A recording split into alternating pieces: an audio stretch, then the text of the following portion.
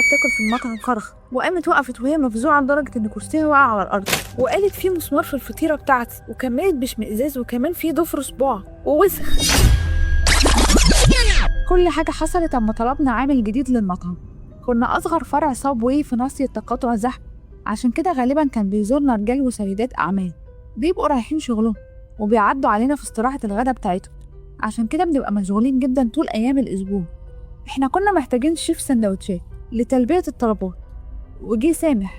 في البداية كان شكله طبيعي إلى حد ما كانش عنده خبرة كبيرة في صناعة الأكل، بس كان عنده مهارة وأخلاقيات عمل كويسة، وده اللي ظهر في الانترفيو. وعلى الرغم إن هو كان شغال في القسم الأكثر هدوء، إلا إن هو كان منسجم معانا في الشغل كويس. بس المشكلة بدأت بعد أسابيع صغيرة من شغل. الحادثة الأولى كانت مجرد حاجة صغيرة، إنه بوظ أوردر عميل مهم، بس أنا صلحت الطلب واديت العميل قسيمة شراء إضافية. بعد كده بدأ يجيلي تقارير عن سلوك مش كويس وغير مهني. أنا ما لاحظتش أي حاجة بنفسي، بس جايز أنا كنت مشغولة جدا بأموري الخاصة لدرجة إن ما كنتش مهتمة قوي باللي كان بيعمله سامح. وجت واحدة وقالت لي أنا متضايقة جدا من تصرفات الولد اللي شغال عندكم هنا. كان سامح ساعتها في استراحة. اعتذرت لها وعدتها إني هتكلم معاها عن اللي حصل، وهي قبلت الاعتذار ومرضتش تقدم أي شكوى رسمية. سألت هل ممكن يكون عنده مشكلة ده اللي خلاه يتصرف بالشكل ده، بس أنا قررت إن أراقب تصرفاته أكتر بعد الظهر، زي ما قالت العميلة إن تصرفه ما كانش كويس. ولما جه عميل اتكلم معاه بخمول، مش بطريقة حد احترافي زي ما كان مبين في الانترفيو، والسندوتشات اللي كان بيعملها كانت قذرة وغير مهنية. قلت له إن هو يقدر ياخد استراحة تانية وأنا هكمل باقي الشغل، وهو وافق وسابني ومشى من غير ما يتكلم ولا كلمة. ومساعدة زميلتي التانية هدير اتعاملنا مع العملاء اللي موجودين لحد الدنيا ما بقت أهدى، وده ادانا فرصة شوية ناخد راحة. هدير قالت لي يا ترى ايه اللي حصل معاه؟ قالت كده وهي بتبص عليه في أوضة الموظفين. ده على الحال ده بقاله أسبوع. سألت نفسي لو المفروض أتكلم معاه. ما كنتش حابة أبدا إني أبقى بمارس سلطتي عليه بشكل أوفر، بس تصرفاته كانت بتأثر على العملاء بتوعنا، ودي حاجة مش هتعجب المديرين بتوع الشركة. قلت لها مش عارفة، بس متأكدة إن هو عنده مشكلة، هبقى أتكلم معاه. بس أنا ما عملتش كده. وبعد أيام قليلة الأمور بدأت تسوء أكتر. أنا اشتغلت في صابواي لمدة 6 سنين، بس أنا ما شفتش أبدا زي اللي حصل بعد كده.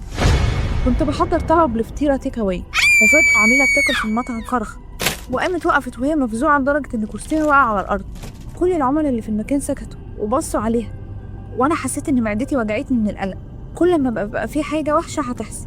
وقالت في مسمار في الفطيرة بتاعتي، وكملت باشمئزاز وكمان في ضفر صباع ووسخ.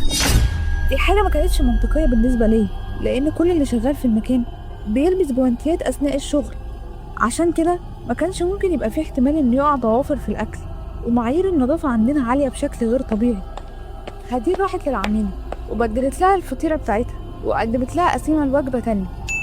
واللي حصل مع العميلة دي أثر على باقي العملاء، ولقينا بعضهم بيمشي. وأول ما الوضع هدأ إلى حد ما، بصيت على السندوتش اللي كان مع العميل وتأكدت إن فعلا فيه ضفر جواه.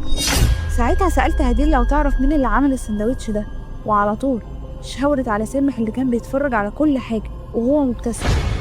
رحت قلت له سامح ممكن أتكلم معاك شوية؟ وأخدته على جنب وسألته السندوتش ده أنت اللي عملته؟ كنت بكلمه وأنا غضبان وده كان باين عليا. قال لي أيوه، بس أنا ما حطيتش المسمار فيه. قال كده قبل حتى ما اتهمه بأي حاجة، وكمل وقال ده أكيد كان موجود في الحشو. وأنا ساعتها اتأكدت إن هو كان لابس الجوانتي، وحتى في الفحص كانت ضوافره كلها قصيرة ونضيفة. مكانش عندي أي إثبات إن هو اللي عمل كده عن قصد. وسبته بعد ما حذرته إنه لو حصل أي حاجة تانية هبلغ المدير، وما قدرناش نجيب حد تاني مكانه، وده خلى العملاء يبقوا متضايقين، ودي حاجة مش حلوة للأعمال التجارية. عدى الأسبوع من غير أي حوادث تانية.